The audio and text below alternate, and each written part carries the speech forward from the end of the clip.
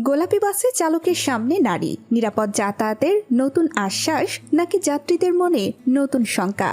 Pink বাসে উঠে নারীরা আসলে কি দেখলেন, আর নারী চালকদের দক্ষতা নিয়ে যে প্রশ্ন উঠছে তার উত্তর কি? ঢাকার ব্যস্ত সড়কে হঠাৎ চোখে পড়ছে গোলাপি রঙের বাস। বাসের ভেতরে যাত্রী নারী আর চালকের আসনেও নারী। দীর্ঘদিন ধরে গণপরিবহনে নারীদের নিরাপদ ও স্বস্তিদায়ক যাতায়াত নিশ্চিত করার কথা বলা হলেও এবার সেই উদ্যোগ বাস্তবে দেখা যাচ্ছে পিঙ্ক বাসে। 18 আগস্ট রাজধানীতে বিআরটিসি নারী যাত্রীদের জন্য এই বিশেষ বাস সার্ভিস চালু করেছে। শুধু চালক নন, কন্ডাক্টর হিসাবেও দায়িত্ব পালন করছেন নারীরা। কিন্তু বাস রাস্তায় নামার পরই সামনে এসেছে নতুন আলোচনা। নারী চালকদের দক্ষতা নিয়ে কি সত্যিই প্রশ্ন আছে, নাকি এটি সামাজিক ধারণা ও অযাচাই মন্তব্যের ফল?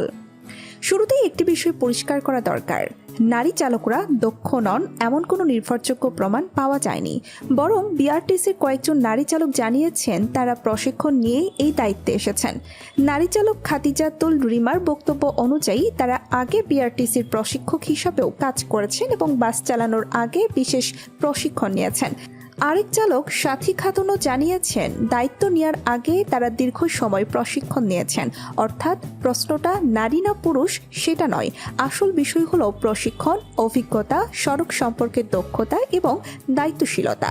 তবুও বাস্তব রাস্তায় প্রথমবার বড় বাসে নারী চালক দেখার পর কিছু যাত্রীর মনে কৌতূহল বা শঙ্কা তৈরি হওয়া অস্বাভাবিক নয়।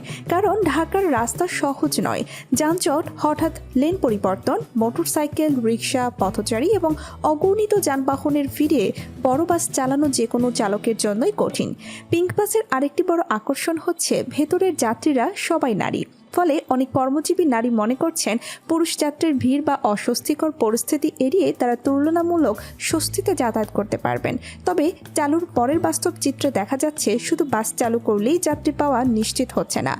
19 আগস্ট নতুন বাজার সহ কয়েকটি এলাকায় গিয়ে সংবাদ মাধ্যম দেখেছে অনেক নারী যাত্রী জানেনই না পিঙ্ক বাস কখন আসে, কোথায় দাঁড়ায় বা নির্দিষ্টভাবে কোথা থেকে পাওয়া যায়। কোথাও কোথাও বাস স্টপের পরিচিতি ও প্রচারের ঘাটতিও দেখা গেছে। ফলে প্রশ্ন উঠেছে, নিরাপদ বাস দেওয়া হয়েছে কিন্তু সেটি সহজে খুঁজে পাওয়া ও নিয়মিত ব্যবহারের ব্যবস্থা কতটা কার্যকর? প্রাথমিকভাবে ঢাকায় 10টি পিঙ্ক বাস বিভিন্ন গুরুত্বপূর্ণ রুটে চালানোর কথা রয়েছে। এর পাশাপাশি ঢাকার বাইরে বগুড়া ও চট্টগ্রামেও নারী যাত্রীদের জন্য বাস চালুর পরিকল্পনা রয়েছে। অর্থাৎ এটি শুধু একটি বাস সার্ভিস নয়, গণপরিবহনে নারীর অংশগ্রহণ বাড়ানোর একটি পরীক্ষামূলক পদক্ষেপও বলা যায়। আর এখানেই পুরুষ চালকদের প্রতিক্রিয়াও গুরুত্বপূর্ণ। দীর্ঘদিন ধরে বড় বাস চালানো পুরুষ চালকদের অভিজ্ঞতা যেমন গুরুত্বপূর্ণ, তেমনি নতুন নারী চালকদের উৎসাহ ও সহযোগিতাও প্রয়োজন। কারণ আজ যারা নতুন করে দায়িত্ব নিচ্ছেন, সময়ের সঙ্গে তারাই অভিজ্ঞতা অর্জন করবেন।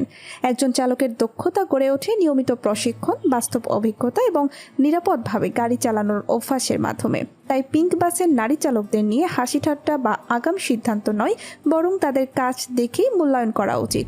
শেষ পর্যন্ত পিঙ্ক বাসের সাফল্য নির্ভর করবে একটি বিষয়েই, বাসটি কতটা নিরাপদ, সময়নিষ্ঠ, সহজলভ্য এবং নির্ভরযোগ্যভাবে চলতে পারে।